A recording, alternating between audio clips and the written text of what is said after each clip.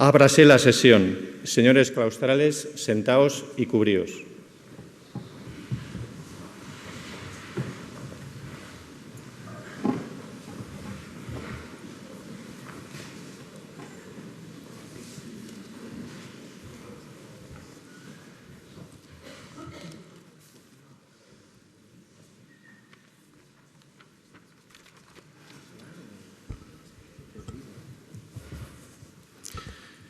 Se inicia el acto. La señora secretaria general leerá el acuerdo de la universidad por el que se otorga el título de doctor honoris causa a don Antonio José Abelás Núñez. El Consejo de Gobierno de esta universidad, en sesión celebrada el día 20 de diciembre de 2017, acordó, a propuesta de la Facultad de Derecho, nombrar doctor honoris causa al excelentísimo señor don Antonio José Abelás Núñez, por sus relevantes méritos en el campo de la investigación y la docencia. Y para que conste y a los efectos oportunos, extiendo la presente acta, firmada por la Secretaria General, con el visto bueno del rector magnífico y sellada con el de esta universidad en Valladolid a 5 de julio de 2018. El decano de la Facultad de Derecho y la secretaria general se servirán ir a recoger y acompañar a este claustro al excelentísimo señor don Antonio José Abelás Núñez.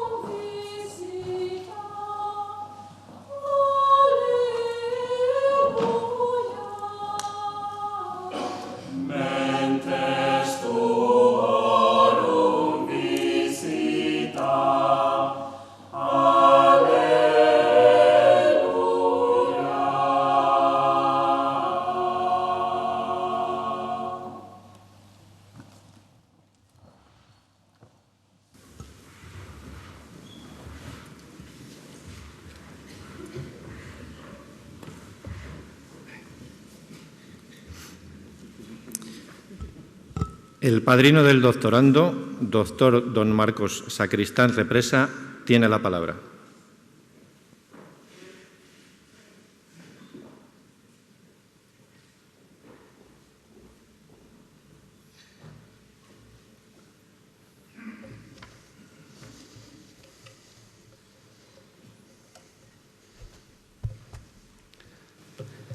Señor rector magnífico de la Universidad de Valladolid,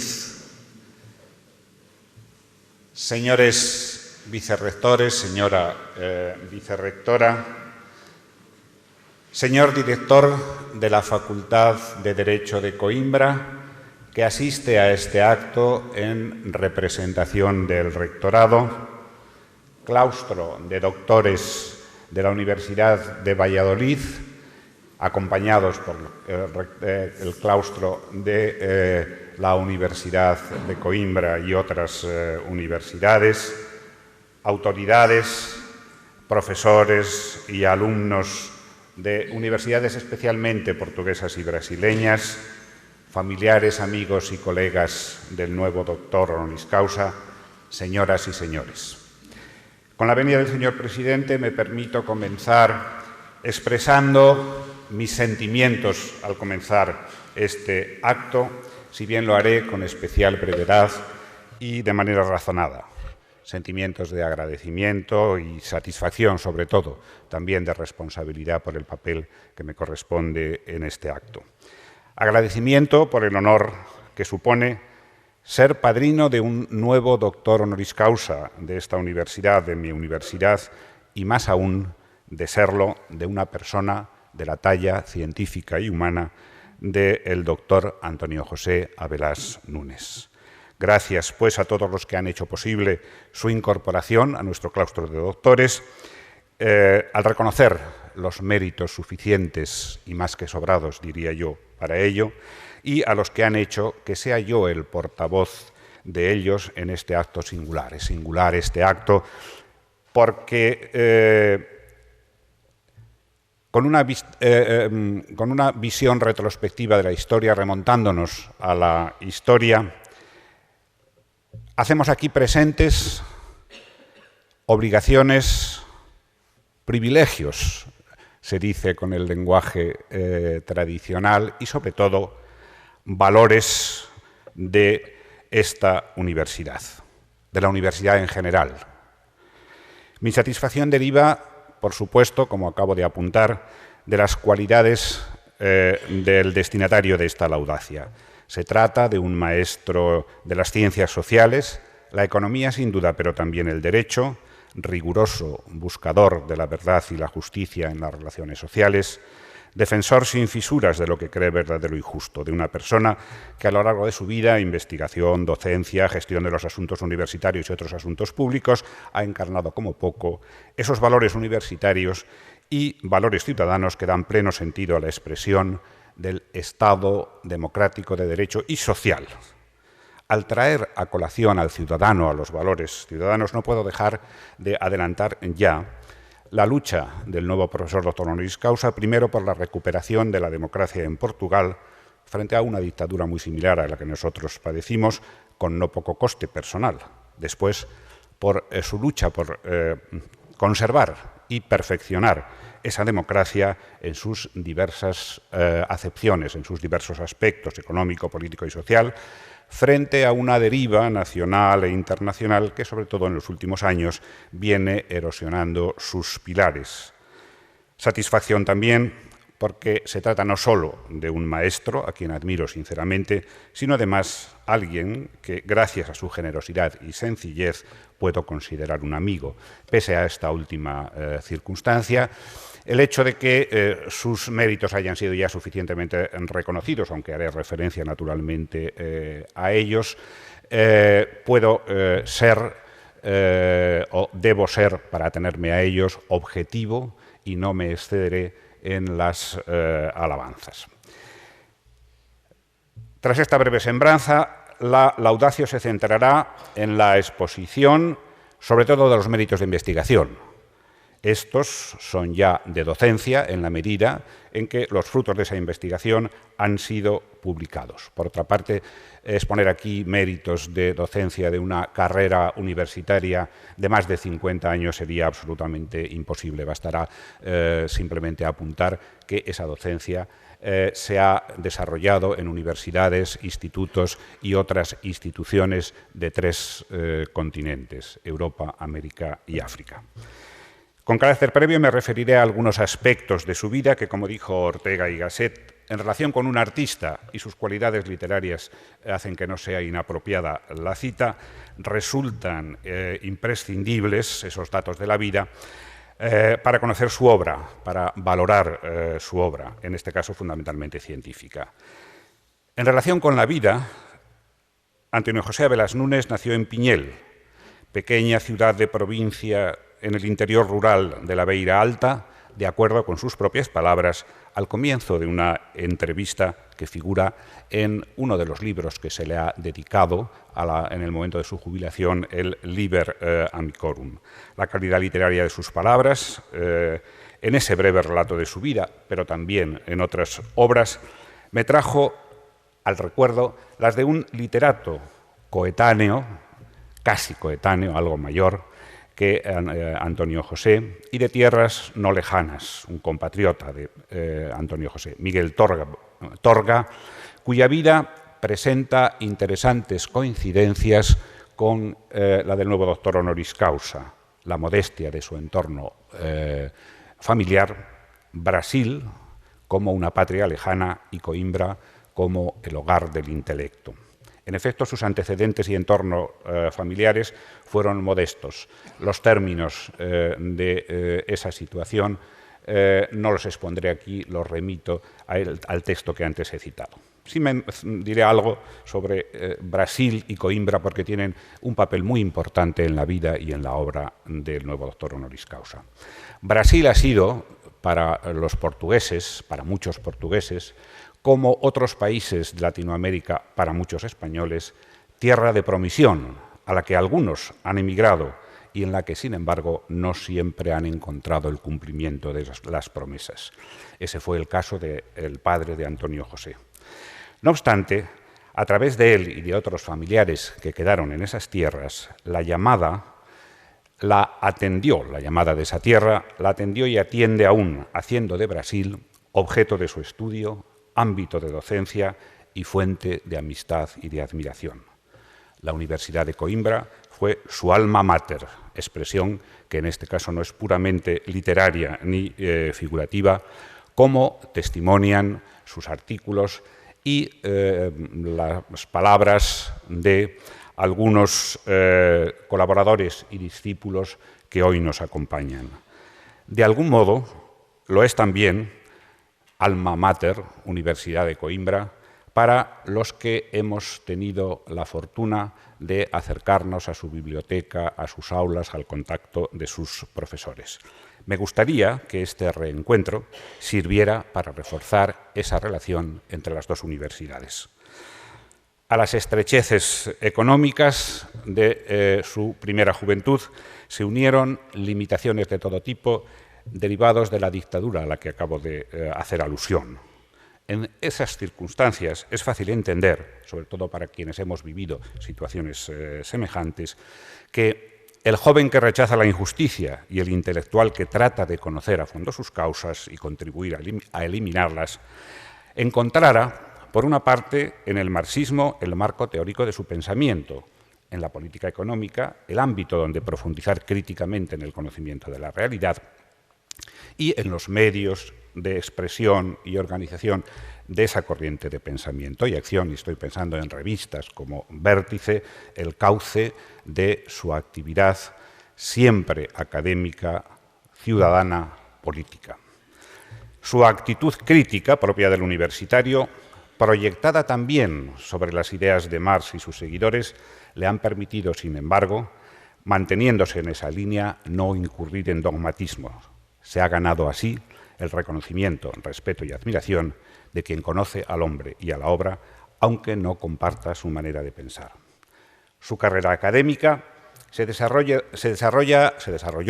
de manera similar a la de los profesores de la Universidad Española, asumiendo puestos progresivamente de mayor rango y responsabilidad desde finales de los años 60 hasta adquirir la condición de catedrático de Economía Política en 1995 y después hasta su jubilación, relativamente reciente, pese a la cual sigue trabajando como si siguiera realmente en activo.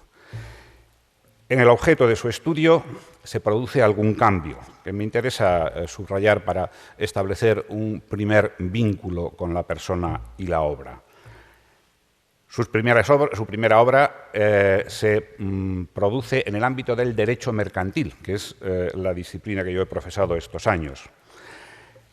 Y a pesar de su cambio a la economía política, su trabajo sigue centrado en la facultad y en la licenciatura en Derecho, y conserva un objetivo que le liga a la ciencia o al arte del derecho, la formación del que él denomina jurista ciudadano. Para que esta referencia a su vida académica cumpla plenamente su función, conviene mencionar un aspecto no académico de la misma que, en cierto modo, interfiere en aquella, posponiendo, por ejemplo, la conclusión y defensa de su tesis. Me refiero a que entre noviembre de 1974 y septiembre de 1975 formó parte de la Administración Educativa del Gobierno nacido de la Revolución de los Claveles, como secretario de Estado, primero de Deportes y Acción Social y Escolar, luego de Enseñanza Superior e Investigación Científica. Asumirlo supuso, por lo que acabo de indicar, anteponer el interés colectivo a su interés individual, que en ese momento era terminar la tesis. Seguramente con ello adquirió conocimientos y práctica útiles para tareas posteriores de carácter académico. Simplemente algunos ejemplos para razonar también este aspecto. En la Universidad de Coimbra ha desempeñado los más diversos cargos académicos, prácticamente todos los de relieve en la facultad y algunos de ámbito más amplio. Ha sido presidente del Consejo Directivo de la Facultad de Derecho, director del prestigioso Boletín de Ciencias Económicas y en tiempo próximo a su jubilación ha desempeñado un vicerrectorado. Fuera de ella, ha participado en proyectos educativos de especial importante, como el financiado por el Banco Mundial para la Universidad de Angola en 1966 y ha sido repetidamente, entre los años 2001 y 2007, invitado por el Ministerio de Educación de Brasil a participar en los trabajos de la Comisión de Valoración Trienal en cursos de posgraduación en Derecho, Magisterio y Doctorado en el ámbito de CAPES. También ha sido miembro de la Comisión Nacional de Reconocimientos de Grados Extranjeros en Portugal en 1997, nombrado por el Ministerio de Educación. En cuanto a su obra, centrándome en sus publicaciones, de las de la primera época mencionaré 3 o 4, con una referencia a su significado, quizá con algún detalle mayor a otras obras más conocidas y quizás más importantes científicamente, porque son clara muestra de su temprana madurez y, por lo que diré, de su vigencia, de su plena vigencia actual. La primera, lo mencionaba antes, es de carácter jurídico, se refiere al derecho de exclusión de socios en las sociedades comerciales, aunque formalmente es un trabajo de fin de licenciatura, una dissertação, como se designa en portugués. Materialmente es una tesis doctoral y de calidad sobresaliente. Este calificativo se justifica, en síntesis, por 3 razones. La obra mereció el premio Calouste Gulbenkian del curso 1966-67. Mucho de su trabajo posterior va a realizarse precisamente por la modestia de los medios familiares a través de becas, entre otras, de esta fundación. Por otro lado, su contenido influyó tanto en la reforma de la legislación portuguesa en este tema como de manera continuada en la doctrina y la jurisprudencia brasileñas. De su actualidad en el ámbito jurídico de este país es testimonio la edición brasileña de esta obra del año 2001. Merece la pena reseñar todavía una obra anterior a la publicación de su tesis doctoral en sentido formal y ya en el ámbito de la economía política. Se trata de un conjunto de trabajos, algunos publicados antes con recortes de censura, reelaborados y reunidos bajo el título del capitalismo y del socialismo, con una primera edición portuguesa del año 1972. En su origen está una polémica con el entonces reciente Premio Nobel de Economía Jan Tinbergen, quien se hizo eco de la apreciación crítica de algunas de las tesis del jovencísimo profesor y aún no doctor en un artículo de la mencionada revista Vértice. De la actualidad de su contenido es muestra, como en el caso anterior, una edición brasileña de la obra, que en este caso data del año 2008. Y en relación con ella hay una obra, Los sistemas económicos, de carácter más escolar, pero que desborda claramente ese ámbito, del año 1973. En cuanto a la tesis, dos nombres de especial relieve en el campo de la economía se hacen presentes en el origen, desarrollo y publicación de la tesis del doctor Abelars. El primero es el del francés François Perroux, con quien trabajó en París en su preparación. El segundo es el del brasileño Celso Furtado, cuya obra y persona influirán de manera más clara en la propia temática de la tesis doctoral. Esta se refiere a la industrialización, el desarrollo, la economía política en concreto del modelo brasileño de desarrollo. Defendida la tesis en 1984, lo esencial de sus conclusiones, que reflejan de alguna manera su postura ante el fenómeno del desarrollo, es que, en esencia, el único desarrollo digno de este nombre es el que tiene al pueblo como destinatario y protagonista, y que la vía socialista es la que permite una más eficaz movilización de recursos. Hay ediciones relativamente recientes, finales de los años 90, alguna en castellano, del Círculo de Cultura Económica, y otra prologada por el propio Celso Furtado. Antes y sobre todo después de la tesis se suceden un número amplísimo, más de un centenar de publicaciones, que en aras de la brevedad y sin demasiado rigor reuniré en dos grupos para hacer mención de algunas de ellas, solo de muy pocas. Por un lado están aquellas en las que se hace especialmente presente el derecho y el Estado como elementos de ordenación de la economía, en las que podemos ver elementos del derecho económico en un sentido amplio, sobre todo en sus aspectos constitucionales, temas de constitución económica sobre todo. Por otro, aquellas que un jurista ve más propiamente como económicos, que versan sobre aspectos como la historia de las ideas económicas, discusiones en torno a las relaciones entre elementos y categorías acuñadas por el pensamiento económico, aspectos económicos de los problemas sociales, etc. Pido disculpas por esta simplificación. En aquel primer grupo ocupa desde mi punto de vista un lugar central, a través de diversas ediciones, la última de 2013, la titulada Noción y objeto de la economía política, que originalmente fue trabajo de concurso de agregación en 1996, pero que ha ido incorporando aportaciones y reflexiones posteriores y apuntando otras que vendrán después. En cuanto a su contenido y estructura, divide a las diversas escuelas en dos grandes corrientes, la que califica de clásica marxista y la subjetivista marginalista. La opción por la primera se apoya en la mayor capacidad que el autor ve en esa corriente para la comprensión del sistema capitalista, tema central en toda su obra. Otros trabajos de este grupo que resultan significativos en el propio título son el keynesianismo y la contrarrevolución monetarista. En realidad, bajo este nombre van reuniéndose desde 1991 hasta 2017 una serie de reflexiones sobre una de las polémicas fundamentales en el mundo económico, con repercusiones en la sociedad, en el derecho, en todos los aspectos de nuestra vida. Algunos nombres significativos de la historia de las ideas económicas. La filosofía social de Adam Smith, Ricardo y Marx, dos economistas comprometidos, y otras de las que simplemente menciono una de 2008, que lleva el título de Una vuelta al mundo de las ideas económicas, cuyo subtítulo es ¿Será la economía una ciencia?, que en realidad es una nueva reflexión sobre el último capítulo de la noción y objeto de la economía política. En el segundo de los apartados que antes mencionaba, el de mayor contenido político y jurídico, puede otorgarse el papel de referencia, entre otros muchos trabajos, a el denominado El Estado capitalista y sus máscaras. Su versión actual, de 2013, es ya la tercera edición. Tiene un subtítulo muy significativo: Las vueltas que el mundo da. Reflexiones a propósito de las aventuras y desventuras del Estado social. si en términos generales es el capitalismo el objeto de su análisis crítico, desde el punto de vista jurídico-económico es el Estado social de base keynesiana el objeto de su defensa en un momento de crisis como el que acabo de mencionar en relación con la democracia al principio de esta intervención.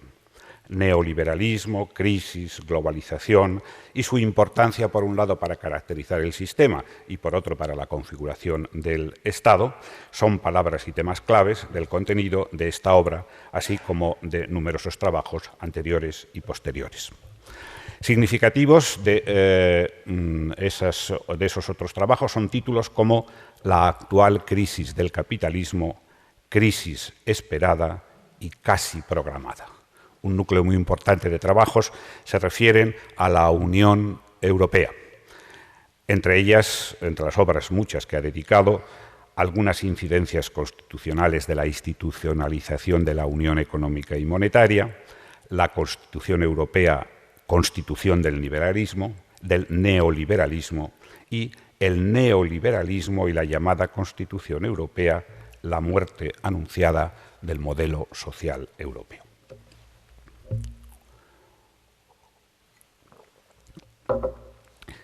Entre otros méritos y reconocimientos, algunos de los cuales, para aligerar esta parte e ir ya terminando, he adelantado, es miembro, fundador en algunos casos, de instituciones como el Instituto Latinoamericano de Derecho, Política y Democracia de Fortaleza, Brasil. También es miembro de otras numerosísimas instituciones. Creo que es oportuno destacar que lo es del Centro de Estudios Ibéricos en representación de la Universidad de Coimbra o la Academia Brasileña de Derecho Constitucional. También es miembro del Consejo Consultivo, Científico o Editorial de más de una decena de revistas de Portugal y Brasil, entre ellas, solo por citar una de cada país, Competencia y Regulación de la Universidad de Lisboa y la Revista de Derecho de la Universidad Pública de Sao Paulo. Entre las muchísimas distinciones, también me limito a señalar un par de ellas. Le ha sido concedida la Orden do Rio Branco, 1986, otorgada por el presidente de la República de Brasil, y el Sigillo d'Oro de la Universidad Italiana de Foggia en 1910. También hay que mencionar, por supuesto, y más en este acto, que le han otorgado doctorados honoris causa varias universidades, entre ellas las federales brasileñas de Alagoas, Paraná y Paraíba. Y para concluir ya, una referencia a algo que se exige como condición para ser nombrado doctor honoris causa de la Universidad de Valladolid, además de todos los méritos. Y es una especial vinculación del nuevo doctor honoris causa con la Universidad de Valladolid. Dejando a un lado la vinculación fundamental, que es el magisterio ejercido sobre muchos lectores de su obra, una buena parte de su obra ha sido regalada por el autor a la Facultad de Derecho de la Universidad de Valladolid. Ha impartido aquí lecciones en congresos, en seminarios, conferencias sobre temas de los que he seleccionado alguno a lo largo de mi exposición anterior. Ha publicado en la Revista de Estudios Europeos del Instituto, que lleva este nombre, de la Universidad de Valladolid, y como intervención más reciente, la que ayer mismo sostuvo en el cuarto Congreso Hispano-Luso-Brasileño en materia de derechos humanos. En conclusión, y recurriendo a la fórmula original latina, is de causis peto gradum doctoris honoris causa domino Antonio José Abelás Núñez. Muchas gracias.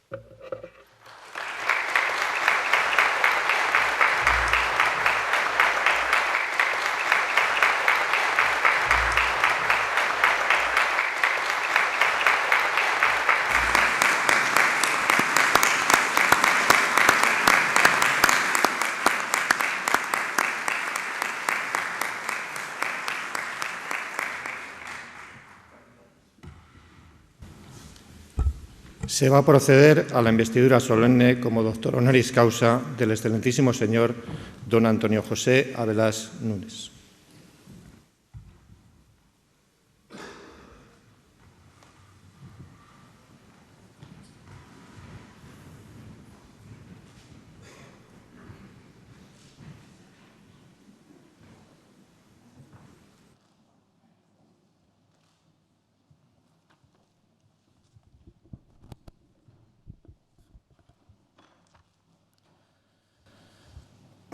Acercaos.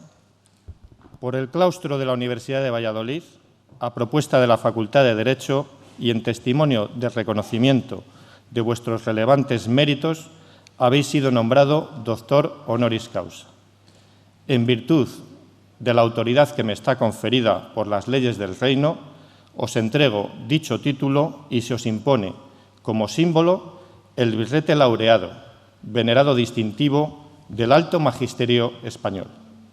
Llevadlo sobre vuestra cabeza, como la corona de vuestros estudios y merecimientos.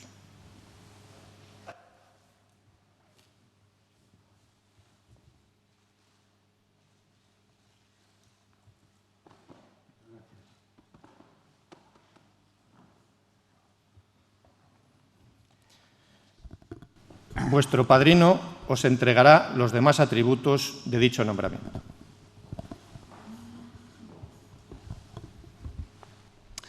Recibid el libro de la ciencia que os cumple cultivar y difundir con el fin de que sea para vosotros significación de que, por grande que vuestro ingenio fuere, debéis rendir reverencia y culto a quienes fueron vuestros predecesores.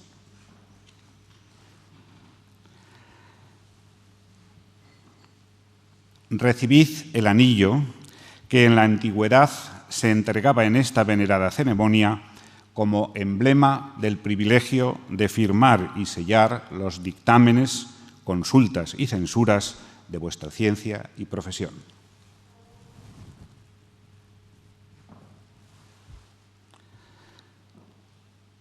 Recibid, finalmente, los guantes blancos, símbolo de la fuerza que deben conservar vuestras manos y signo también de vuestra alta categoría.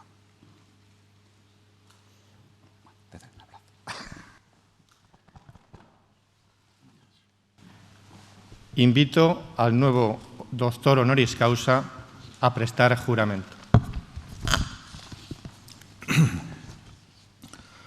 También juro cuidar de cualquier otro modo, pública o privadamente, el honor y la conveniencia de dicha universidad, así como de sus doctores y maestros presentes, ausentes y futuros, en todas partes, ya permanezca en esta universidad, ya en cualquier otro lugar, y aún elevado a cualquier dignidad por alta que fuere. Cumpliré con el mayor ahínco y empeño todos y cada uno de estos extremos, y en caso de que fuera requerido, prodigaré a todos ellos, con todas mis fuerzas, favor, auxilio, patrocinio y consejo. Os admito e incorporo al claustro de doctores de la Universidad de Valladolid, con todos los honores y privilegios de que puedan gozar los demás doctores de dicha universidad, y en señal de la paz y cordialidad con que debéis ejercer vuestro ministerio científico, os abrazo y ruego abracéis a los doctores del claustro universitario aquí presentes.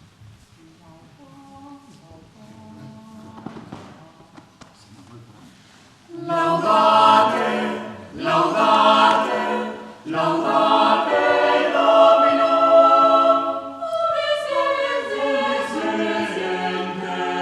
laudate Deo, laudate Deo, laudate Deo, non est populi, laudate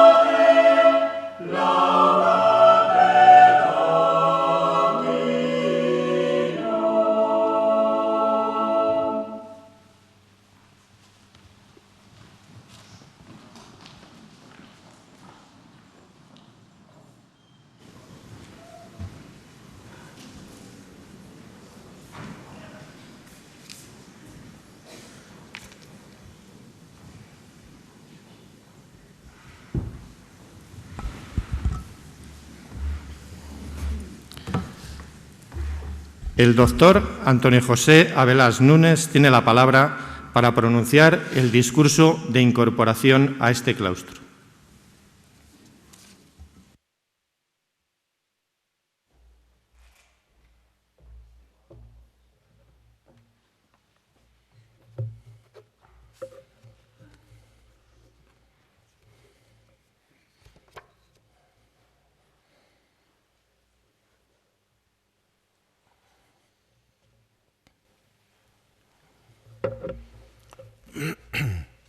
Magnífico reitor da Universidade de Valladolid, ilustres membros do Conselho de Governo da Universidade de Valladolid, senhor diretor da Faculdade de Direito da Universidade de Valladolid, senhor doutor Marco Sacristão Represa, meu padrinho nesta cerimónia, senhor diretor da Faculdade de Direito de Coimbra, também em representação do magnífico reitor da Universidade de Coimbra, sapientíssimos doutores, caros colegas, membros da comunidade académica, queridas amigas e queridos amigos. A minha primeira palavra é para saudar o magnífico reitor da Universidade de Valladolid, Dr. António Largo Cabreiriço, incluindo nesta saudação todos os colegas da Universidade de Valladolid. A segunda palavra é para saudar o meu ilustre padrinho, Dr. Marco Sacristão, pela coragem de ter aceitado ser meu fiador perante este claustro e pela generosidade do que acaba de dizer a meu respeito. Nele saúdo todos os colegas da Faculdade de Direito de Valladolid que tiveram a iniciativa de propor me fosse concedida tão elevada distinção. Saúdo com alegria os colegas que vieram da Universidade de Coimbra confortar-me com a sua presença amiga. Eles compreendem que eu destaque o Dr. Rui de Figueiredo Marcos, diretor da Faculdade de Direito de Coimbra, que fez questão de me acompanhar nesta cerimónia por razões institucionais e por razões pessoais. E também o Dr. Fernando Seabra Santos, reitor da Universidade de Coimbra entre 2003 e 2011, com o qual trabalhei como vice-reitor durante 7 anos até à minha jubilação. Saúdo com fraternura os colegas que vieram do Brasil, entre os quais destaco o Dr. Fernando Facuri Scaf, professor titular da Faculdade de Direito da Universidade de São Paulo, e a doutora Maria Luísa Feitosa, que se doutorou em Coimbra e é professora titular da Universidade Federal da Paraíba e vice-reitora desta universidade. Uma palavra especial de agradecimento é devida ao reitor Miguel San José e a todos os membros do Conselho de Governo desta universidade, que em 20 de dezembro passado aprovaram a concessão deste título de doutor honoris causa. Uma palavra muito afetuosa para os meus familiares e os meus amigos aqui presentes. Bem-ajam todos. Para um universitário, a recompensa maior é o reconhecimento dos seus colegas. E eu recebi da vossa parte a mais alta distinção concedida por uma universidade. Sei bem que a Universidade de Valladolid, pela sua história centenária e pelos méritos do presente, é uma universidade justamente prestigiada. Ser um dos vossos é para mim uma grande honra, mas também uma enorme responsabilidade. Tudo farei para estar à altura do estatuto que me conferistes. Perdoa-me a vaidade de pensar, e não é pequena vaidade, que esta homenagem à minha pessoa é também uma homenagem à Faculdade de Direito de Coimbra, onde me formei e onde ensinei durante mais de 40 anos. E permitam-me que aqui deixe um desafio aos responsáveis pelas minhas 2 faculdades de Direito. O trabalharmos todos para fortalecer cada vez mais as relações académicas e científicas entre as nossas instituições. Trata-se apenas de renovar a mobilidade de professores e estudantes que em tempos caracterizou a vida das universidades da Península, nomeadamente as Universidades de Salamanca e de Valladolid e a Universidade de Coimbra. Um exemplo apenas. O grande filósofo, teólogo e jurista Francisco Soares estudou Direito em Salamanca, doutorou-se na Universidade de Évora, foi professor em Valladolid entre 1576 e 1580 e foi professor da Universidade de Coimbra entre 1597 e 1615, ano da sua jubilação. O propósito que me anima é o de juntar as capacidades e as vontades das 2 universidades para que possamos ajudar os nossos povos a colocar-se de novo nos lugares cimeiros do conhecimento científico, porque este é o caminho da libertação do homem e do desenvolvimento dos povos. Se não me engano, foi o domínio dos conhecimentos científicos mais avançados daquele tempo que permitiu a portugueses e espanhóis darem novos mundos ao mundo, como escreveu o nosso Camões. Foi aqui bem perto, em Tordesilhas, que em 7 de junho de 1494, Dom João I e os reis católicos assinaram, em nome de Deus Todo-Poderoso, o tratado que dividiu o mundo entre os nossos dois países. Na Espanha, o siglo de ouro estendeu-se de 1500 a 1650, com uma pleia de nomes de repercussão mundial. Para Portugal, este ciclo de glória encerrou-se logo em 1580, quando Filipe II de Espanha se tornou também rei de Portugal. Mas foi neste período que a Universidade de Coimbra atingiu um dos pontos mais altos da sua história.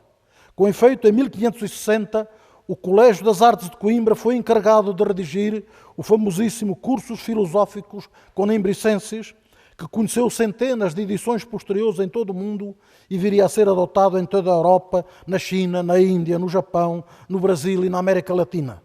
Por ele estudaram Descartes, Spinoza, John Locke, Leibniz e Hobbes, sendo considerado até meados do século XIX uma obra de referência.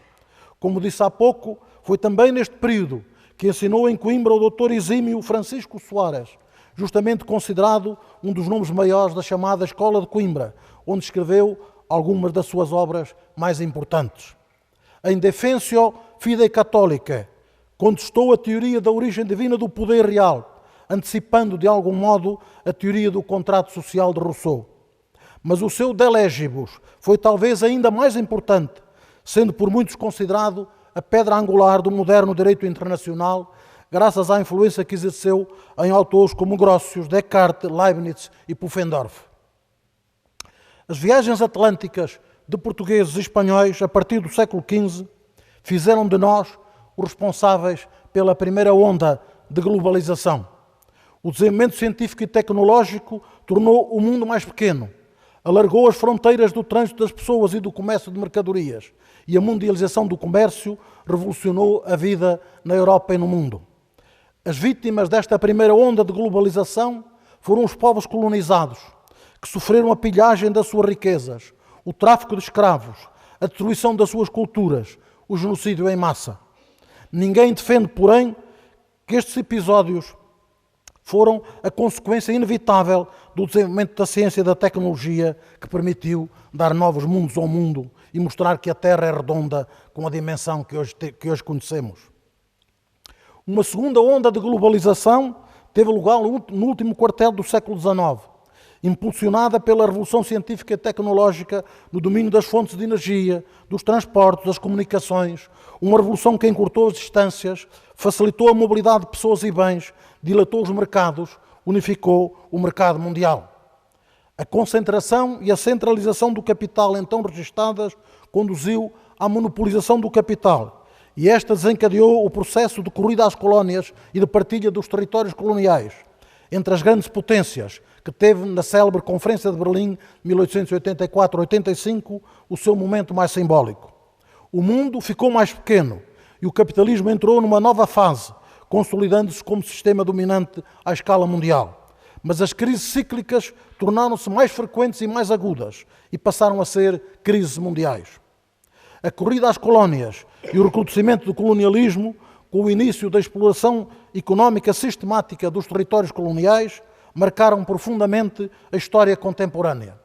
Em primeiro lugar, os territórios dominados foram integrados à força, como economias dominadas, nas teias do mercado mundial unificado, subordinados à lógica da acumulação do capital à escala mundial.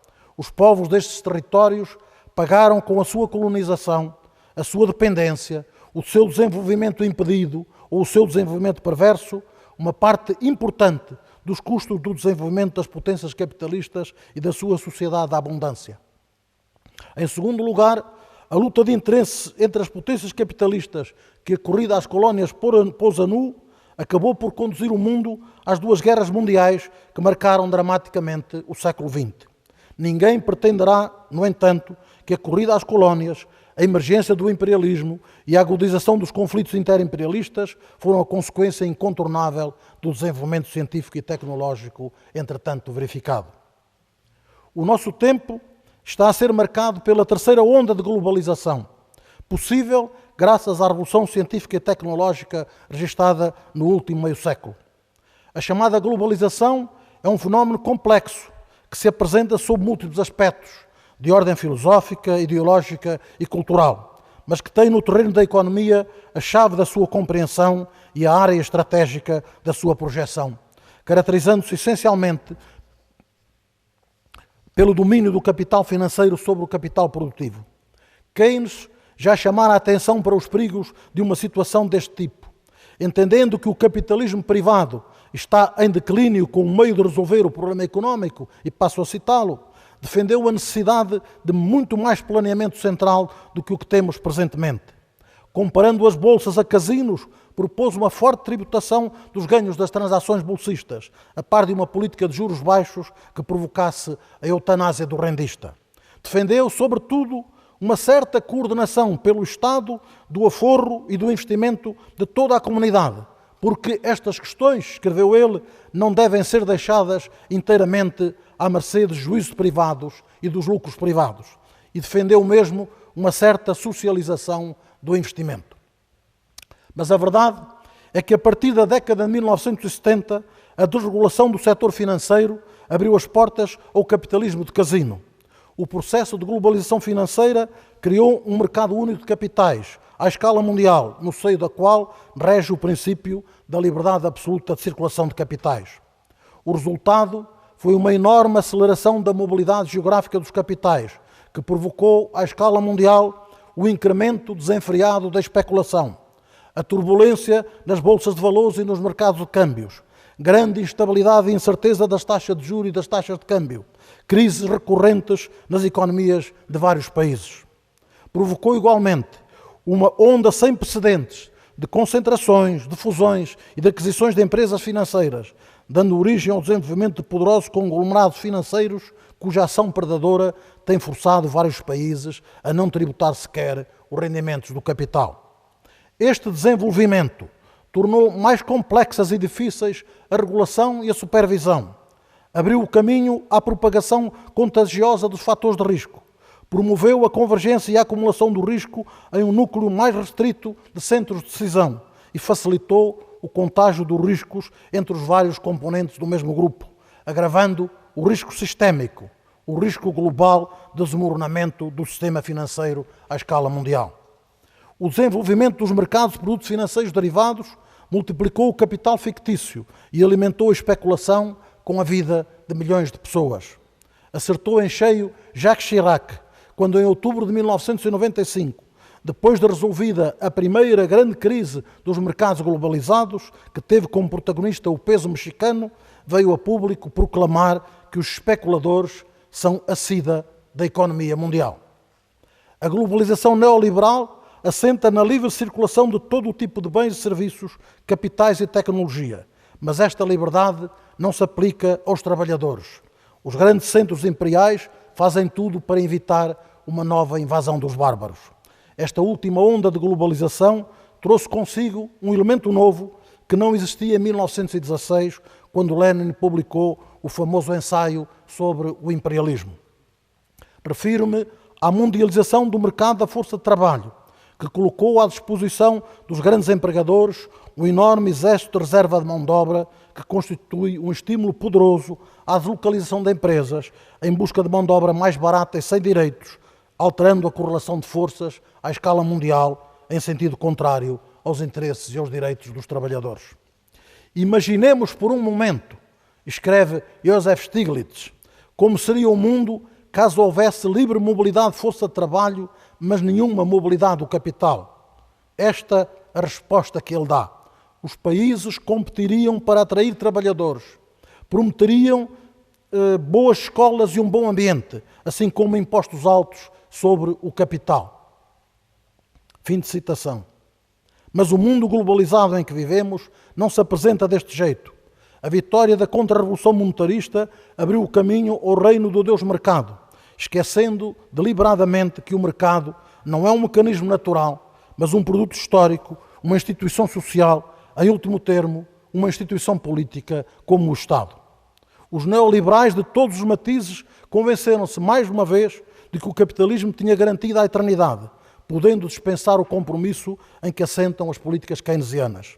Milton Friedman condenou como inimigos internos, e cito, os homens de boas intenções e de boa vontade que desejam reformar a sociedade e obter grandes transformações sociais através de políticas públicas. Abria-se a porta ao fascismo de mercado, de que falava Paul Samuelson já em 1980, numa conferência preferida na cidade do México. O consenso keynesiano foi substituído pelo chamado consenso de Washington. O neoliberalismo consolidou-se como ideologia dominante e o neoliberalismo não é o produto inventado por uns quantos filósofos que não têm mais nada em que pensar. O neoliberalismo é o capitalismo na sua essência de civilização das desigualdades. O neoliberalismo é a expressão ideológica da hegemonia do capital financeiro sobre o capital produtivo, hegemonia que alimenta a ditadura do grande capital financeiro que caracteriza este nosso tempo. O discurso dominante diz-nos que a globalização é uma consequência necessária e inevitável do desenvolvimento científico e tecnológico, como que um dado incontornável da nossa existência. Este é, a meu ver, um perigoso discurso ideológico que esconde a realidade porque não tem interesse em analisá-la criticamente. Nos primeiros tempos da Revolução Industrial, os operários viram nas máquinas o seu inimigo e por isso as destruíram e sabotaram. Cedo compreenderam, porém, que o seu inimigo de classe nunca poderiam ser as máquinas, mas uma outra classe social. Seria imperdoável que cometêssemos hoje o mesmo erro. A globalização neoliberal é o resultado de opções políticas e as políticas neoliberais não podem ser consideradas uma consequência inevitável da revolução científica e tecnológica. Do mesmo modo que o lançamento das bombas atómicas sobre Hiroshima e Nagasaki ou a guerra química praticada pelas forças americanas no Vietnã foram o resultado de opções políticas e não a consequência inevitável do desenvolvimento da física nuclear ou da química. A origem dos nossos males não é o desenvolvimento científico que torna possíveis alguns dos instrumentos da política neoliberal globalizadora, mas o neoliberalismo que a alimenta, a estrutura dos poderes em que ela se apoia, os interesses que serve, cada vez mais os interesses da pequena elite do grande capital financeiro. O que aflige o mundo são as políticas de globalização neoliberal que servem um projeto político concebido e levado a cabo de forma consciente e sistemática por todas as instâncias do poder político e apoiado como nunca antes na história pelo poderoso arsenal dos aparelhos produtores e difusores da ideologia do pensamento único dominante. As armas de destruição maciça de que falou Warren Buffett não são o resultado inevitável do desenvolvimento científico e tecnológico. Elas foram inventadas e produzidas pelo capital financeiro com o apoio ativo dos Estados nacionais e das organizações internacionais que detêm o poder político. A globalização assimétrica, fruto das políticas neoliberais, sublinha Joseph Stiglitz, corresponde aos interesses das grandes empresas que vivem de rendas e que, passo a citar o Stiglitz, condicionam a máquina política, conseguindo que os Estados definam as regras da globalização de forma a aumentar o seu poder negocial com os trabalhadores. É a política, insiste o Prémio Nobel americano, que determina as regras do jogo económico, porque os mercados são modelados pela política e as regras do jogo político são moldadas pelos 1% do topo. A globalização, conclui Stiglitz, tal como ela tem sido defendida, parece frequentemente substituir as antigas ditaduras das elites nacionais por novas ditaduras das finanças internacionais. Sociedades como estas não podem considerar-se sociedades democráticas, porque elas configuram, segundo o diagnóstico de Ulrich Beck, uma situação caracterizada pela assimetria entre poder e legitimidade. Um grande poder e pouca legitimidade do lado do capital e dos Estados, um pequeno poder e uma elevada legitimidade do lado daqueles que protestam. Fim de citação. Estas são as consequências políticas neoliberais, das políticas neoliberais, prosseguidas por todos aqueles que em certo momento histórico operaram um verdadeiro golpe de mercado, ao aceitarem substituir os princípios democráticos pelas leis do mercado. Acabo de citar Federico Mayor Saragossa.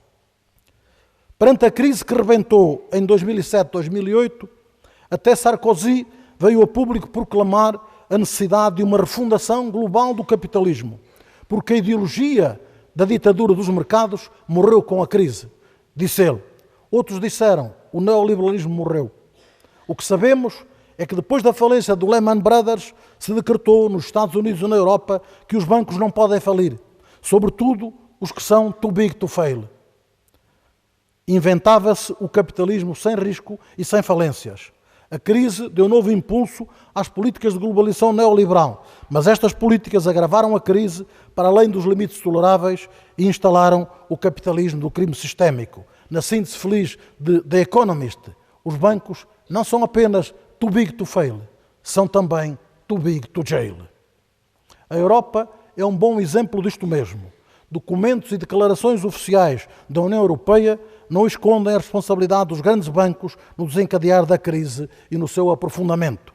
Quando vieram a público os crimes de falsificação das taxas Libor e Euribor, verdadeiros crimes contra o Deus mercado, altos responsáveis da União Europeia falaram de comportamento escandaloso, de atividades criminosas do setor bancário, falaram de banksters e do dinheiro organizado, recordando talvez o aviso de Roosevelt, segundo o qual é mais perigoso permitir o domínio da política pelo dinheiro organizado do que confiar o governo do mundo ao crime organizado. O neoliberalismo perdeu toda a credibilidade no plano teórico. No contexto europeu, muitos autores têm mostrado que as políticas neoliberais são contrárias às constituições de vários Estados-membros e a tratados internacionais a que estes e a União Europeia se encontram vinculados. E várias instituições internacionais têm criticado, por vezes com severidade, essas políticas. A OIT, o Comitê Europeu dos Direitos Sociais e a Assembleia Parlamentar do Conselho da Europa, o próprio Tribunal de Justiça da União Europeia. Apesar disso, o neoliberalismo continua a ser o guia das políticas europeias. Em 2012, um jornal inglês escrevia que a mania da austeridade de Angela Merkel está a destruir a Europa.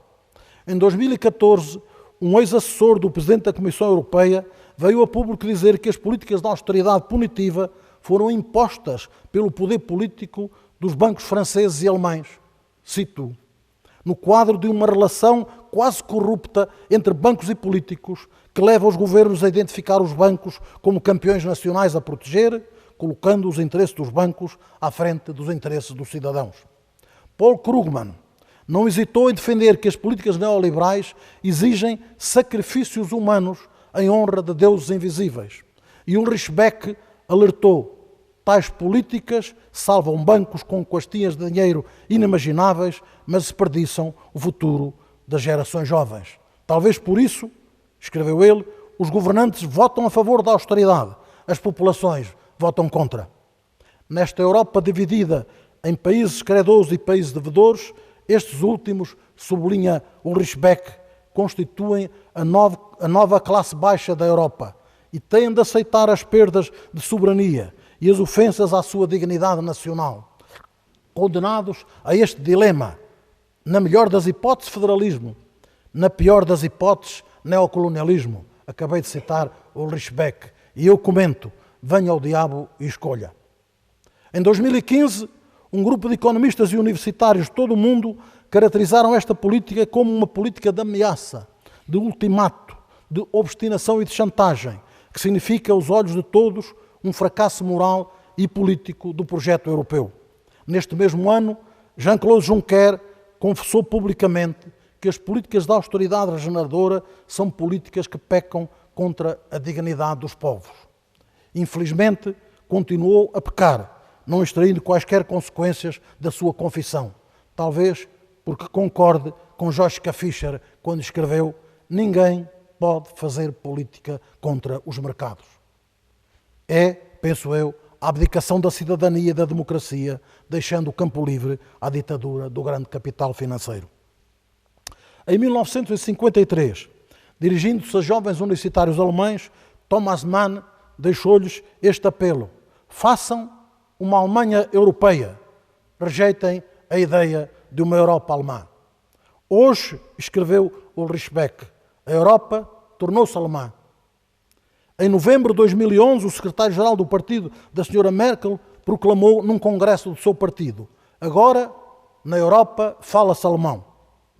Em 2012, o pautado Jean-Claude Juncker reconhecia que a Alemanha trata a zona euro como se fosse uma sua filial.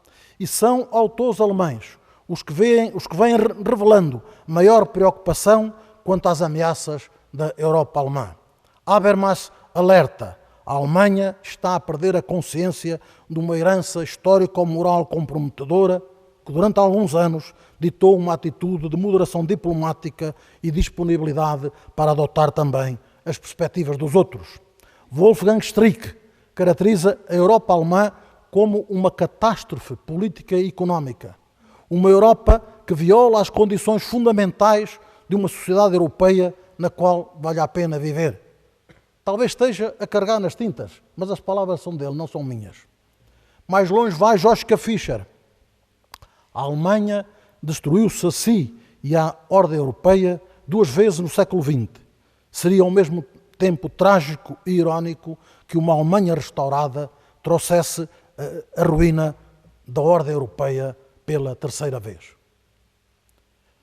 A Europa de Vichy deveria ter em conta estas advertências: abandonar o colaboracionismo e passar à resistência.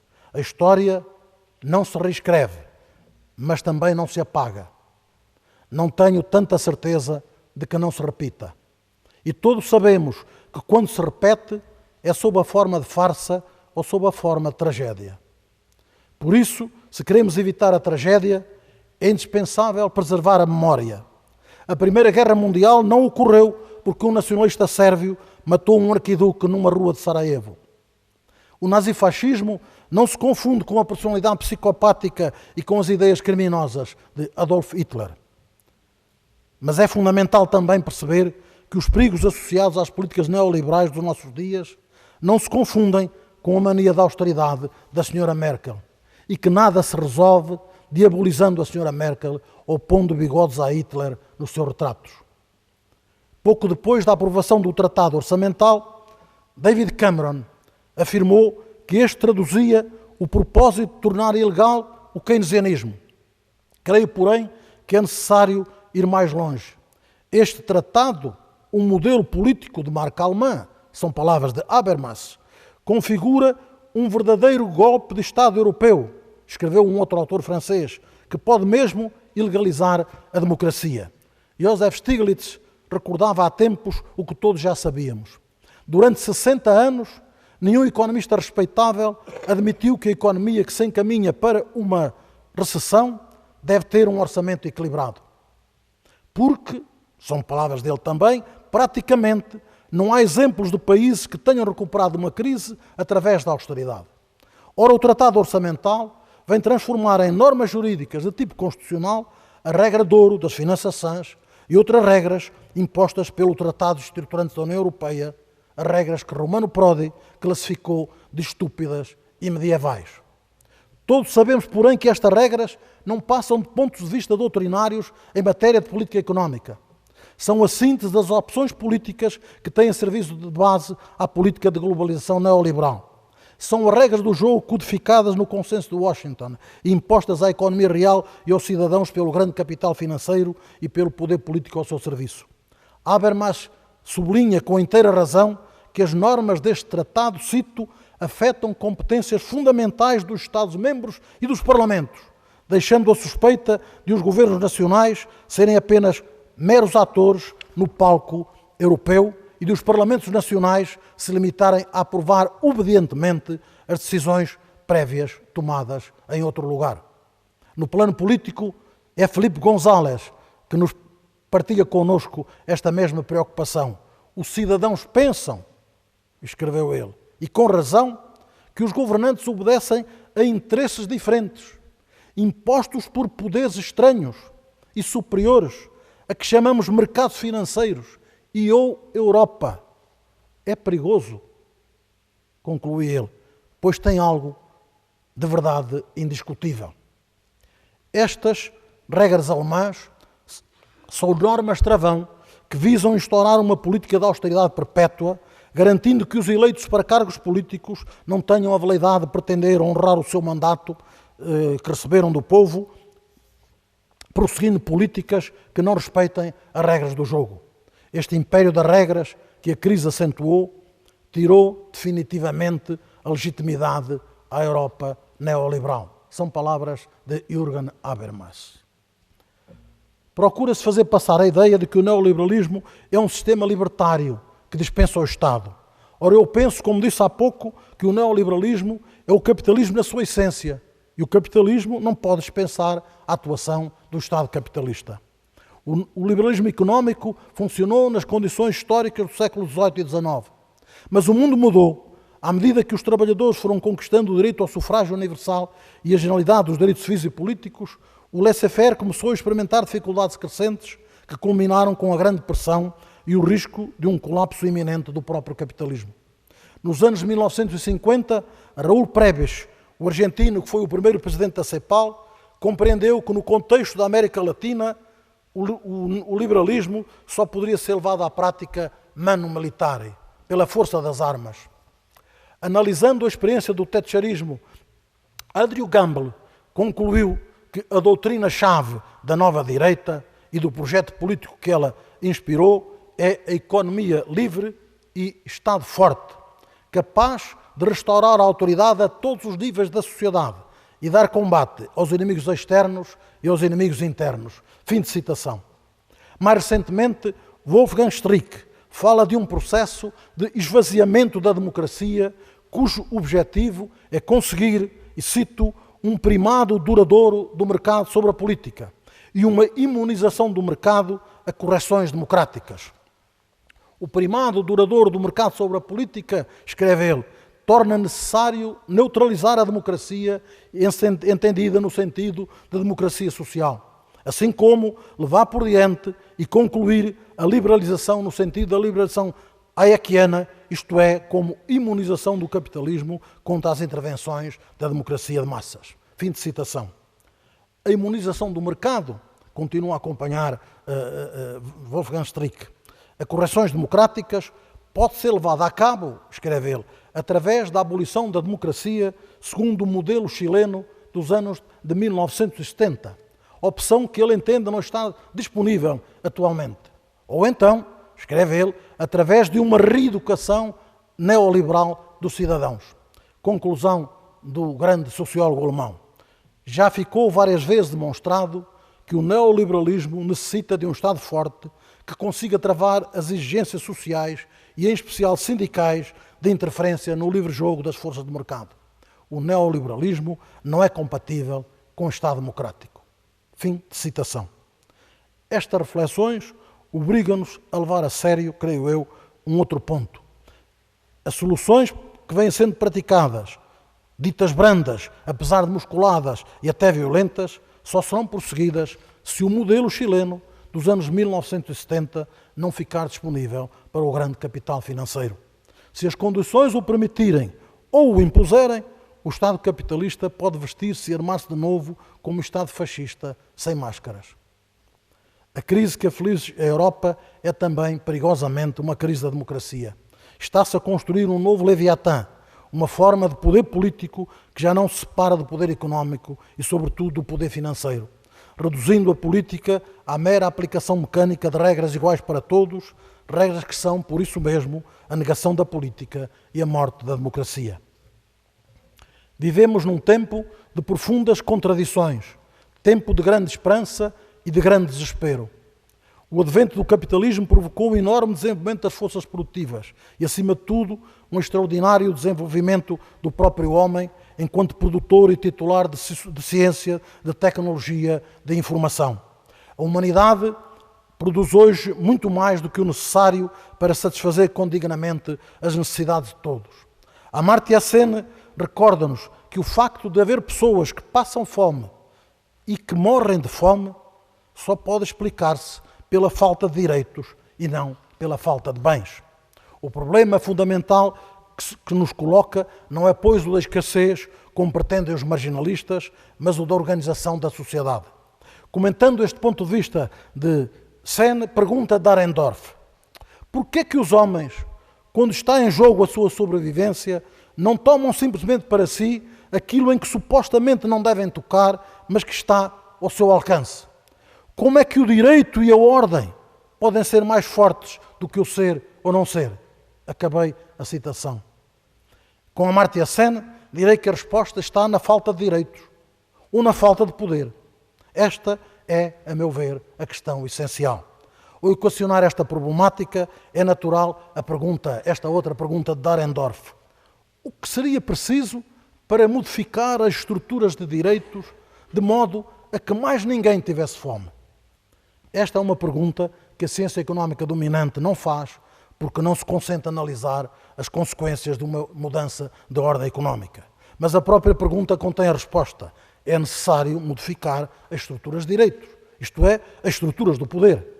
Acontece que também o poder, as relações de poder e a estrutura de poder estão fora da análise da mainstream economics. A meu ver, a ciência económica não pode continuar a adiar a busca de um outro padrão de racionalidade. Tem de assumir-se de novo como economia política, como um ramo da filosofia social. A ciência económica, creio eu, tem mais necessidade de filósofos do que de econometristas. Apesar da ditadura global que caracteriza este tempo de pensamento único, escreveu há tempos The Economist: os que protestam contra a globalização têm razão quando dizem que a questão moral, política e económica mais urgente do nosso tempo é a pobreza do terceiro mundo. E têm razão quando dizem que a onda de globalização, por muito potentes que sejam os seus motores, pode ser travada. É o facto de ambas as coisas serem verdadeiras que torna os que protestam contra a globalização tão terrivelmente perigosos. Fim de citação. Num momento de lucidez, um dos faróis do neoliberalismo veio dizer o que nós já sabíamos: os motores da globalização neoliberal podem ser parados ou mesmo postos a andar em marcha atrás. A inevitabilidade da globalização neoliberal é um mito. A tese de que não há alternativa é um embuste. Por mim, acredito com Eric Hobsbawm que há sinais de que chegamos a um ponto de crise histórica, que há sinais de que o nosso mundo corre o risco de explosão e de implosão, que há sinais de que o mundo tem que mudar. Acredito, seguindo o grande historiador inglês, que o futuro não pode ser uma continuação do passado.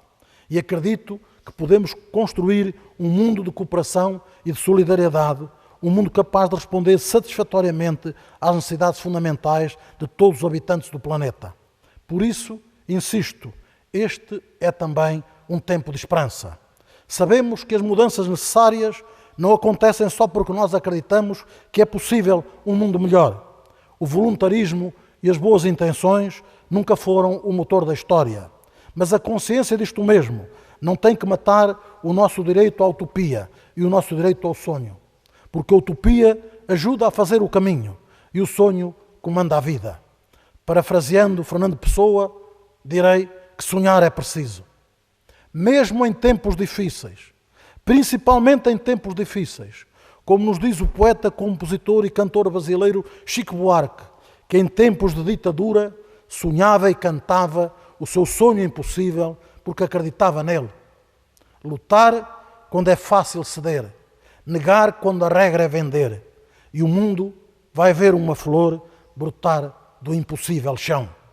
Sobretudo, e termino, não devemos esquecer nunca a lição de António Machado: caminante, no hay camino, se hace camino al andar.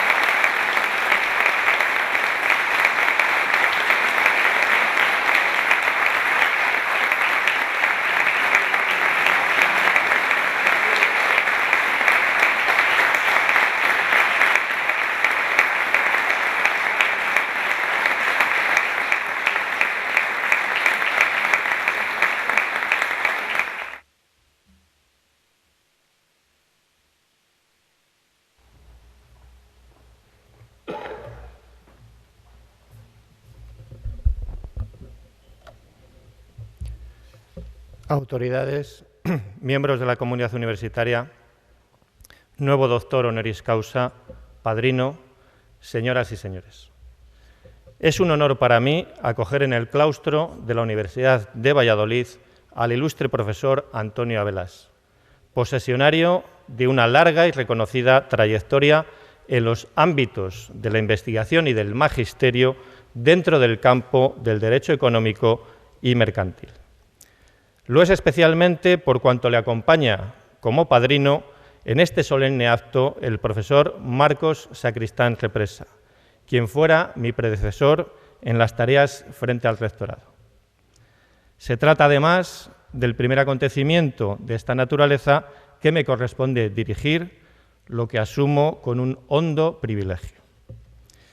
Esta última incorporación a la ya extensa orla de doctores honoris causa de nuestra universidad rinde un merecido tributo al profesor Abelás y nutrirá sin duda la savia del árbol del conocimiento que se exhibe en nuestro escudo emblemático y a todos nos ampara.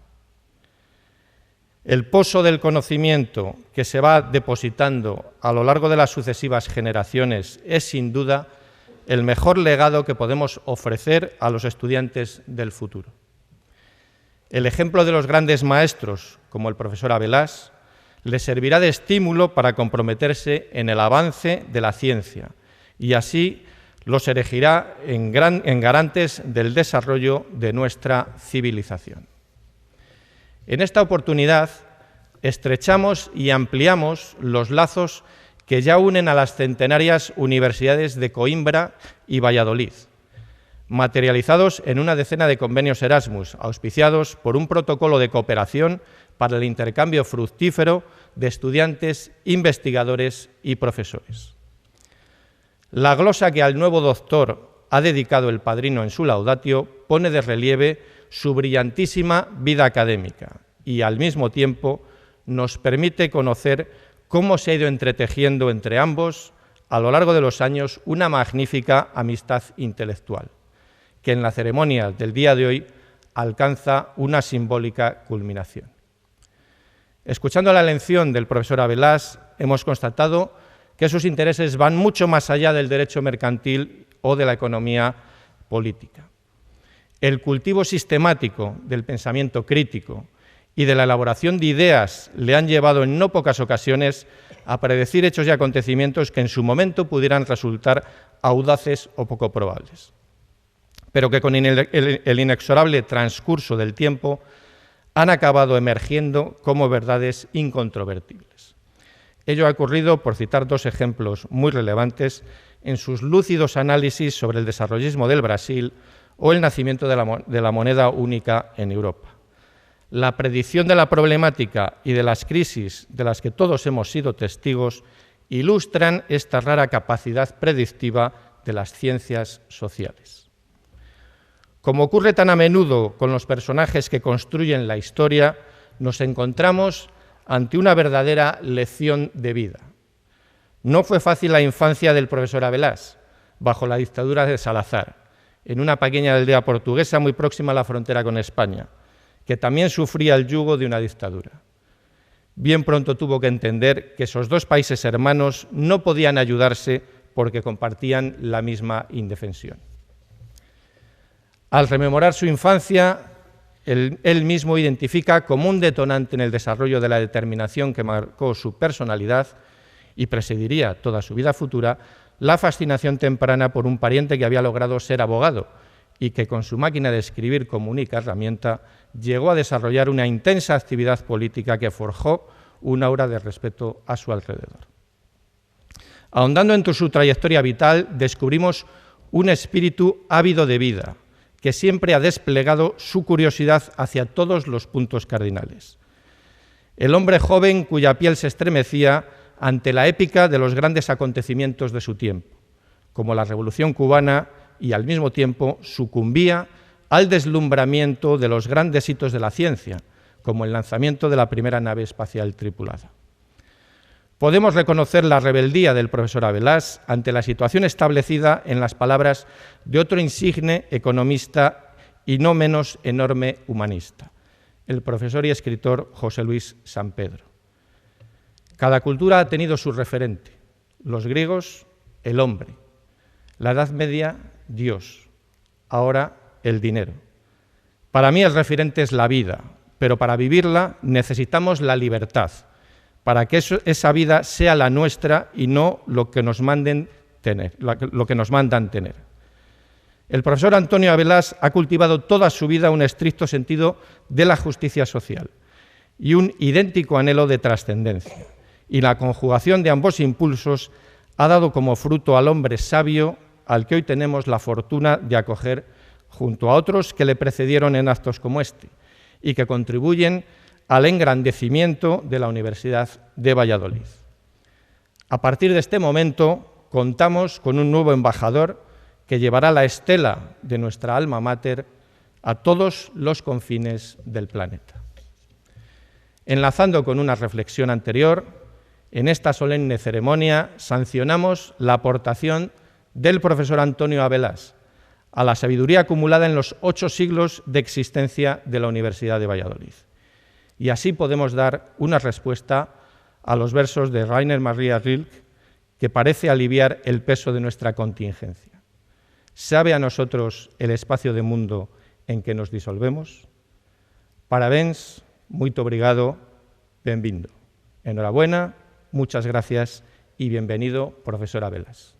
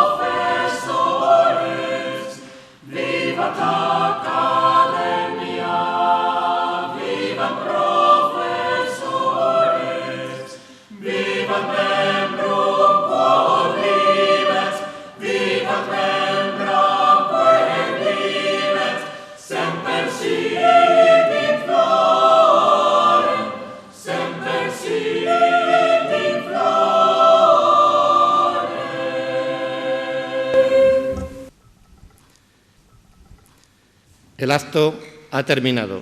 Se levanta la sesión.